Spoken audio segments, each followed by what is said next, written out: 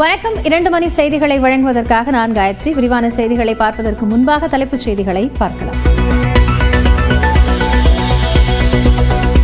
ராமநாதபுரம், நாகை, நெல்லை, தூத்துக்குடி, குமரி மாவட்டங்களில் இன்று மிக கனமழைக்கு வாய்ப்பு. தஞ்சாவூர், விருதுநகர், திருவாரூர் உள்ளிட்ட 7 மாவட்டங்களில் இன்று கனமழை பெய்யும் என கணிப்பு.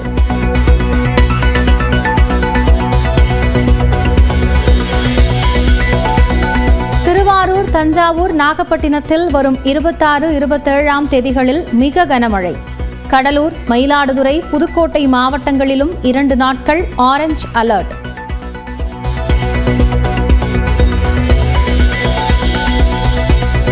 சென்னையில் அதிகாலையில் லேசான பனிமூட்டம் காணப்படும் என வானிலை ஆய்வு மையம் தகவல். மழைக்கு வாய்ப்பில்லை என்றும் கணிப்பு.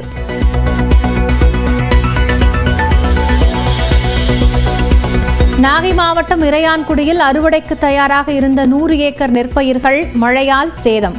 திருவாரூரிலும் வயல்வெளிகளில் மழைநீர் நிரம்பியதால் குறுவை பயிர்கள் பாதிப்பு. 2000 கோடி ரூபாய் லஞ்சம் கொடுக்க முயன்ற புகாரில் அதானிக்கு எதிராக பிடியாணை பிறப்பித்த அமெரிக்க நீதிமன்றம். குற்றச்சாட்டுகள் ஆதாரமற்றவை என அதானி நிறுவனம் விளக்கம்.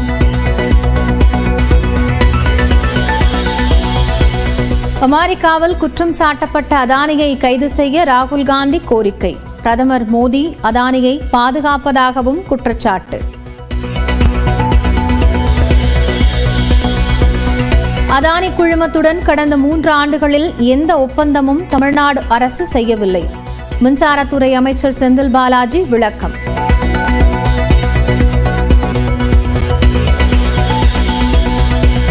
அமெரிக்க நீதிமன்றத்தில் பிடிவாரண்டால் பங்குச்சந்தையில் 2 லட்சம் கோடியை இழந்த அதானி குழுமம்.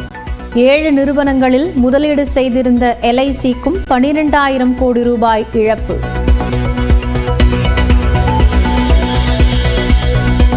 புதிய படம் ஓடும் திரையரங்குகளில் ரசிகர்கள் பேட்டி அளிக்க தடையா? அடுத்த வாரம் முடிவு செய்யப்படும் என திருப்பூர் சுப்பிரமணியன் பேட்டி.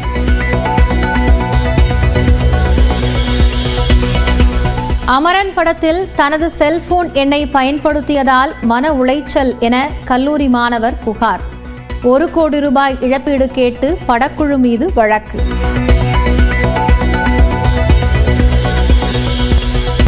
தனிப்பட்ட காரணங்களுக்காக நடக்கும் கொலைகளை சட்டம் ஒழுங்கு பிரச்சனையோடு இணைக்கக்கூடாது. அதிமுக பொதுச் செயலாளர் எடப்பாடி பழனிசாமிக்கு RS பாரதி கண்டனம். இங்கே ஒரு ஸ்டே இன்சூரன்ஸ் நடவடிக்கைத்துக் கொண்டு சட்டம் ஒழுங்கு கெட்டுவிட்டது என்று சொல்வது எந்த வகையிலும் நியாயமல்ல என்பதை நான் தெரிவித்துக் கொள்ள விரும்புகிறேன். விவாகரத்து வழக்கில் தனுஷ் மற்றும் ஐஸ்வர்யா சென்னை நீதிமன்றத்தில் ஆஜர்.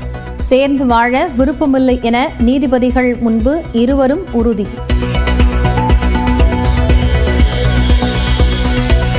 ஒசூரில் நீதிமன்றம் அருகே வழக்கறிஞர் வெட்டப்பட்ட சம்பவம் கண்டித்து தமிழ்நாடு முழுவதும் வழக்கறிஞர்கள் போராட்டம்.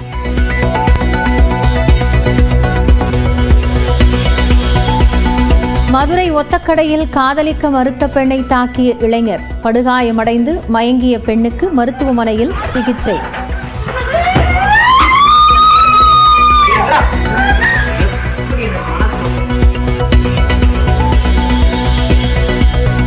உதகையில் 16 வயது சிறுமி பாலியல் வன்கொடுமை.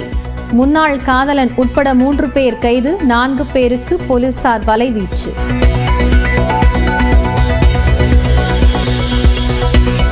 கொடைக்கானலில் பகலிலும் கடும் பனிமூட்டம். முன்னெச்சரிக்கையாக நட்சத்திர ஏரியில் படகு சவாரி நிறுத்தம்.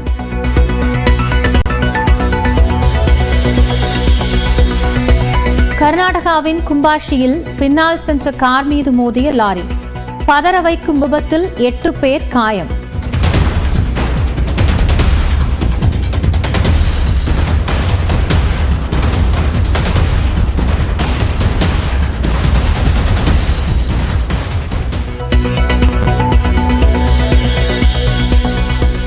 இந்தியா ஆஸ்திரேலியா இடையிலான முதல் டெஸ்ட் நாளை தொடக்கம்.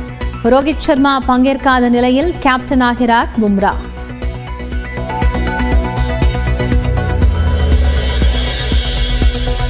டெல்லி சட்டமன்ற தேர்தலுக்கான முதற்கட்ட வேட்பாளர் பட்டியலை வெளியிட்ட ஆம் ஆத்மி கட்சி. தேர்தலே அறிவிக்கப்படாத நிலையில் 11 வேட்பாளர்களின் பெயர்கள் அறிவிப்பு.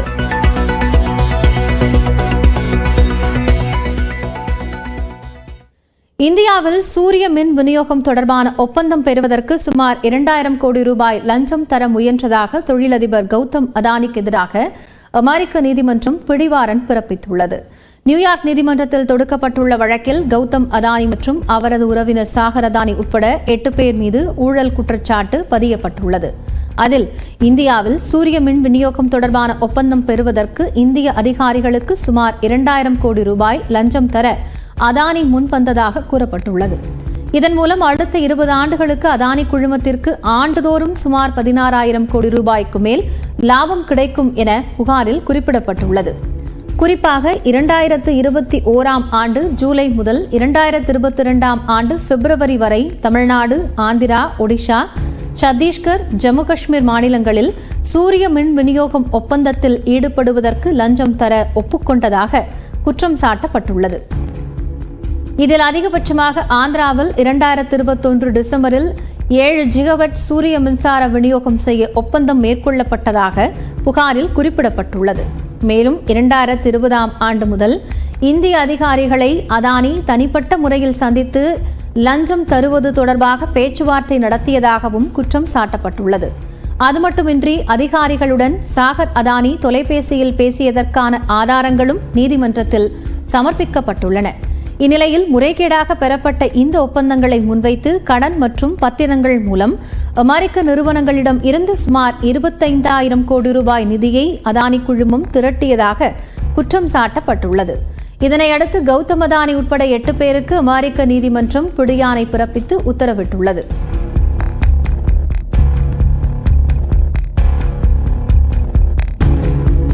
அமெரிக்கா முன்வைத்துள்ள குற்றச்சாட்டு அடிப்படை ஆதாரமற்றது என அதானி குழுமம் விளக்கம் அளித்துள்ளது. குற்றம் நிரூபணம் ஆகும் வரை தாங்கள் நிரபராதிகள் என்று அமெரிக்க நீதித்துறை சுட்டிக்காட்டியிருப்பதாக அதானி குழுமம் தனது விளக்க அறிக்கையில் மேற்கோள் காட்டியுள்ளது. தங்களுக்கு எதிரான குற்றச்சாட்டுகளை சட்ட ரீதியாக எதிர்கொள்வோம் என்று அதானி குழுமம் உறுதியளித்துள்ளது. வெளிப்படைத்தன்மையுடன் விதிகளை எப்போதும் பின்பற்றி செயல்பட்டு வருவதாக குறிப்பிட்டுள்ள அதானி குழுமம் தாங்கள் சட்டத்திற்கு கட்டுப்பட்டவர்கள் என்று அனைத்து பங்குதாரர்கள் மற்றும் ஊழியர்களுக்கு உறுதியளிப்பதாகவும் அறிக்கையில் சுட்டிக்காட்டியுள்ளது. அமெரிக்காவில் அதானி மீது ஊழல் குற்றச்சாட்டு பதிவு செய்யப்பட்டுள்ள நிலையில் இந்திய பங்குச் சந்தைகளில் அதானி குழுமத்தின் பங்குகள் சுமார் 23 விழுக்காடு வரை சரிந்தன. இதில் அதிகபட்சமாக ஊழல் குற்றச்சாட்டு முன்வைக்கப்பட்ட அதானி பசுமை ஆற்றல் நிறுவனத்தின் பங்குகள் 16% சரிந்தது. இதேபோன்று அதானி பவர் நிறுவனத்தின் பங்குகள் 14 விழுக்காடு, அதானி துறைமுகத்தின் பங்குகள் 8 விழுக்காடு சரிவுடன் வணிகம் தொடங்கியது. ஒட்டுமொத்தமாக 2 லட்சம் கோடி ரூபாய் அளவிற்கு இழப்பீடு ஏற்பட்டுள்ளது.